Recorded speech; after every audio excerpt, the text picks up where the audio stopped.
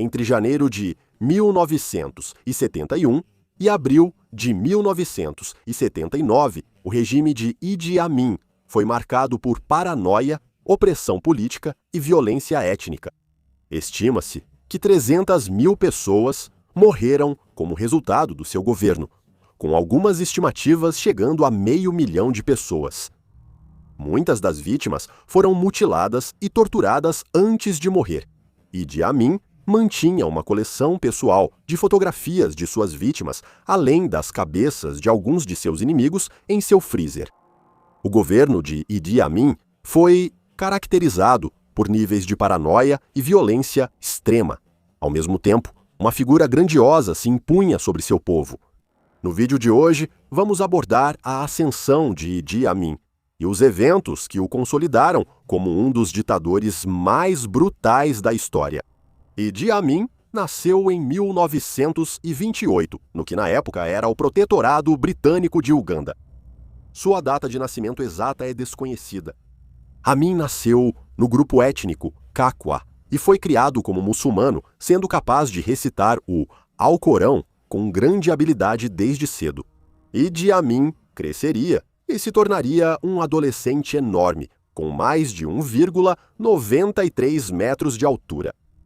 Em 1946, sua estatura foi notada por um oficial do exército britânico que conseguiu arranjar o recrutamento de Amin para o 21º Corpo de Fuzileiros Africanos do rei. Segundo todos os relatos, Amin foi um grande soldado para o exército britânico, começando nas cozinhas e subindo até se tornar um fuzileiro. Ele fez parte da banda militar escocesa, era um jogador apaixonado por rugby e foi campeão ugandense de boxe na categoria meio pesado de 1951 a 1960. Embora fosse considerado fisicamente capaz, alguns de seus oficiais observaram que Amin não era particularmente inteligente, frequentemente precisando que as coisas fossem explicadas para ele nos termos mais básicos. Em 1952, o 21º Regimento de Fuzileiros do Rei foi enviado ao Quênia para lidar com a revolta dos Mau Mau. Temos um vídeo sobre esse assunto, caso você queira saber mais sobre esse conflito. O link estará na descrição abaixo. Durante esse conflito, Amin se destacou sob fogo e era valorizado por sua crueldade em combate. Ansioso por progredir e mostrando ser mais do que capaz, Amin foi promovido a sargento em 1953. Apesar de ter participado de uma tentativa dos soldados africanos de obter melhores salários em 1957, Amin alcançou o posto de Effendi, que na época era o mais alto disponível para soldados africanos negros no exército britânico. Em 1962, Uganda estava prestes a conquistar a independência do Império Britânico e nessa época Amin já havia consolidado sua posição como um oficial formidável, alcançando o posto de tenente. Numa missão para combater o roubo de gado, os métodos de Amin com os nômades Turkana quase o levaram à corte marcial. Havia ameaças de castração para qualquer um pego roubando gado, e essas ameaças frequentemente eram cumpridas.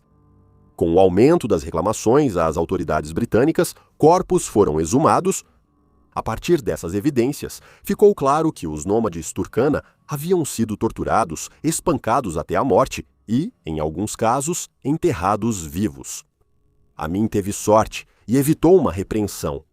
Os britânicos estavam focados na iminente independência de Uganda e foi decidido que não era particularmente viável submeter um dos únicos 2 oficiais negros com patente do país a uma corte marcial. Esse foi apenas um começo revelador dos métodos que Amin empregaria como líder e até onde ele estava disposto a ir para alcançar seus objetivos.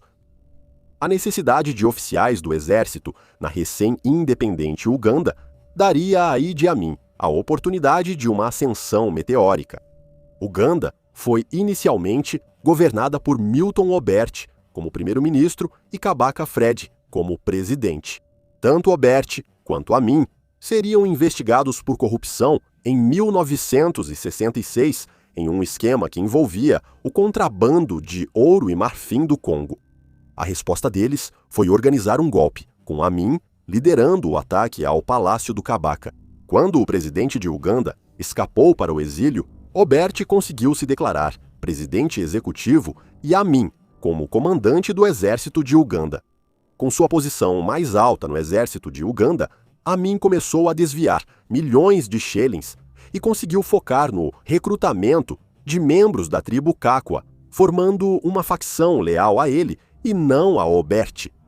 O brigadeiro Pierre Inu Okoye, que era o comandante da 2ª Brigada de Infantaria, foi talvez um dos críticos mais ferrenhos de Amin durante esse período, em especial pela falta de resposta de Amin a uma tentativa de assassinato contra Obert em dezembro de 1969. Okoye acusou Amin de estar envolvido na tentativa de assassinato contra Obert e pediu uma ação disciplinar. Não demorou muito para que Okoye e sua esposa fossem encontrados assassinados, muitos acreditando que Amin ordenou o crime. Ao saber que o presidente Abbott estava planejando removê-lo por desvio de dinheiro, Amin lançou seu golpe militar em 25 de janeiro de 1971. Isso ocorreu enquanto Abbott estava em Singapura, participando de uma reunião da Commonwealth. As tropas leais instaladas por Amin começaram a tomar o aeroporto e capturaram a capital. O golpe de Amin foi inicialmente aplaudido pelos ugandenses e por países como o Reino Unido, satisfeitos com a saída de Abbott do poder. Amin disse que queria combater a corrupção de Obote, libertar todos os presos políticos e governar interinamente até novas eleições. Obote e cerca de 200 mil refugiados ugandenses fugiram e encontraram refúgio na Tanzânia. Em agosto de 1972, Amin iniciou o processo de expulsão de toda a população asiática de Uganda, composta por 80 mil pessoas. Muitos vindos do subcontinente indiano foram trazidos pelos britânicos para Uganda para construir ferrovias. Muitos dos que se estabeleceram tornaram-se a classe média na sociedade ugandense, possuindo muitos negócios e tornando-se advogados, banqueiros e, notavelmente, trabalhando nas indústrias têxteis. Inicialmente, eram aqueles que possuíam passaportes britânicos que seriam deportados, cerca de 30 mil pessoas. Logo depois, isso foi expandido para todos os asiáticos em Uganda. Esse grupo de pessoas foi usado como bode expiatório para todos os problemas de Uganda e foi retratado como enganador. Foi estabelecido um prazo para que, até o início de novembro, a população asiática deixasse Uganda. Foram impostas restrições à venda de negócios pertencentes a asiáticos, o que significava que aqueles que foram deportados saíram apenas com o que podiam carregar. Muitos fugiram para o Reino Unido ou outros países da Commonwealth. Estima-se que cerca de 5.500 empresas, juntamente com propriedades e carros, foram roubados pelos aliados de Amin. Muitas vezes, os negócios eram reivindicados por pessoas que conseguiam chegar primeiro às propriedades, sem nem saber como administrar o negócio corretamente. Isso resultou em grandes problemas para a economia, com escassez de manteiga, açúcar e sal, e muitas indústrias falindo, devido à má administração e ao colapso das cadeias de suprimentos. Amin é frequentemente caracterizado como um ditador imprevisível e com razão. Ele se concedia medalhas e honrarias para aumentar seu prestígio. Um desses títulos que ele se concedeu foi Senhor de todas as feras da terra e dos peixes do mar, e conquistador do Império Britânico na África em geral e de Uganda em particular. Ele se ofereceu para negociar pessoalmente tanto a paz na Irlanda quanto a independência da Escócia do Reino Unido. Mas talvez o evento mais estranho que ele orquestrou tenha ocorrido em junho de 1976. Membros da Frente Popular para a Libertação da Palestina sequestraram um avião que voava de Israel para a França. Amin havia recebido, desde cedo, apoio financeiro e militar de Israel, especialmente para criar sua própria facção leal dentro do exército de Uganda. No entanto, as relações se romperam quando Amin comprou aviões de combate da Líbia, após ter sido recusado por Israel. Então, em vez disso, Amin se aliou a extremistas palestinos e, após o massacre de Munique dos atletas israelenses, proferiu uma diatribe antissemita. Ao saber do sequestro, Amin permitiu que o avião pousasse no aeroporto de Entebbe. Amin assumiu o centro das atenções durante uma crise internacional, aproveitando os holofotes. Alguns passageiros foram libertados, mas os que tinham passaporte israelense e os que se recusaram a abandoná-los foram mantidos reféns para exigir a libertação de outros membros do grupo da prisão. Uma refém idosa, chamada Dora Bausch, de 75 anos, foi levada ao hospital para tratamento. Os israelenses acabaram lançando uma operação para resgatar os passageiros, resultando na morte de 7 sequestradores, 45 soldados ugandenses e 3 dos reféns. Furioso, Amin ordenou que Dora Bausch fosse assassinada em represália. Ela foi arrastada de sua cama no hospital e baleada. O corpo dela foi encontrado perto de uma plantação de açúcar nos arredores da capital, gravemente queimado e irreconhecível. Durante o governo de Amin, a corrupção foi um grande problema, exemplificada pelo comércio de café. Essa cultura comercial era uma das principais indústrias de Uganda, mas no governo de Amin, o café foi confiscado pelo Estado em troca de notas promissórias. Essas notas raramente eram totalmente pagas e frequentemente ignoradas. A venda do café ia para os bolsos dos aliados de Amin ou era usada para pagar o exército de Uganda. Como resultado, muitos produtores de café tentaram contrabandear sua produção pelo Lago Vitória até o Quênia. No Quênia, eles poderiam vender sua safra por 3 ou até 4 vezes mais do que o governo de Uganda estava oferecendo, e muitas vezes nem sequer pagava o valor total. Em resposta a essa fonte lucrativa de renda, Amin enviou todo o poderio do exército de Uganda. Helicópteros pairavam acima e afundavam os barcos dos contrabandistas, enquanto tanques e veículos blindados de transporte de pessoal esmagavam os contrabandistas enquanto eles fugiam. Enquanto Amin combatia o contrabando de café, ele também participava da sua própria forma de contrabando, chamado Rota do Uísque. Um avião da Companhia Aérea de Uganda era enviado ao aeroporto de Stansted várias vezes por semana. Ele voltava lotado de bebidas alcoólicas, perfumes duty-free e outros artigos de luxo. Esses itens serviam como presentes e subornos para manter o apoio de seus oficiais ou para abastecer as festas que aconteciam no Palácio de Amin. Era durante essas festas que Amin exibia às vítimas de sua força policial secreta as cabeças de seus inimigos que ele mantinha no freezer. No início do governo de Amin, ele rapidamente começou a remover os vestígios do governo de Abbott, instaurando o regime militar como a lei máxima do país. Soldados pertencentes a certos grupos étnicos ou tribos foram assassinados, especialmente homens dos grupos Acholi e Lango.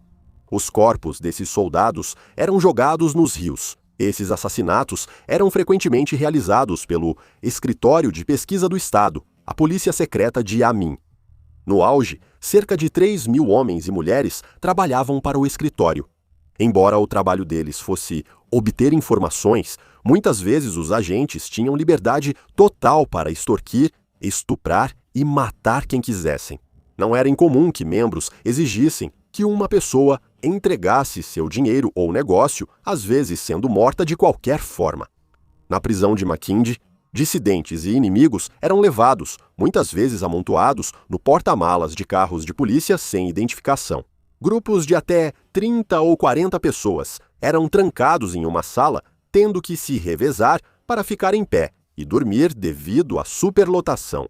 Se um prisioneiro morresse na cela, poderia levar até uma semana para o corpo ser removido enquanto se decompunha no calor. A forma mais comum de execução era com um grande martelo, em um método que era chamado eufemisticamente de tapping. Jornalistas britânicos que passaram 4 noites na prisão relataram um método brutal de execução em que prisioneiros eram forçados a formar fila e se revezar. Matavam a pessoa à frente com um martelo e o último da fila era morto pelos soldados que os mantinham sob a mira de armas. O próprio Amin frequentemente participava das torturas, guardando fotografias das vítimas para seu próprio prazer. Além das execuções secretas nas prisões, muitas execuções por fuzilamento eram televisionadas para mostrar à população as consequências da desobediência. Também existem algumas histórias de que Amin às vezes bebia sangue humano e consumia a carne humana. Após uma série de motins e o apoio cada vez menor a Amin, exilados ugandenses, sob o comando de Obote, se uniram às Forças Armadas da Tanzânia e invadiram Uganda em janeiro de 1979.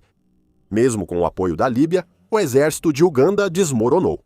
Anos de expurgos e massacres sangrentos haviam desmoralizado o país, resultando em uma retirada constante do exército. Em muitos casos, os ugandenses se juntaram às forças tanzanianas para expulsar Amin do país. Em abril de 1979, a capital havia sido capturada e Amin teve que fugir para a Líbia. Enquanto os leais a Amin fugiam da prisão de Makindye, granadas de mão foram lançadas nas celas, resultando na libertação de apenas 13 prisioneiros pelo exército tanzaniano. Idi Amin acabaria indo para a Arábia Saudita, onde recebeu anistia. Ele viveria o resto de sua vida em paz, morrendo em agosto de 2003. Ele nunca demonstrou qualquer remorso pelas milhares de pessoas assassinadas durante seu governo. As estimativas variam de 300 mil a até 500 mil de pessoas, muitas vezes torturadas e mutiladas ou jogadas no rio. O governo de Idi Amin é uma história de paranoia e imprevisibilidade. Eu recomendo fortemente que você reserve um tempo para ler mais sobre o que o povo de Uganda suportou sob o governo de Amin.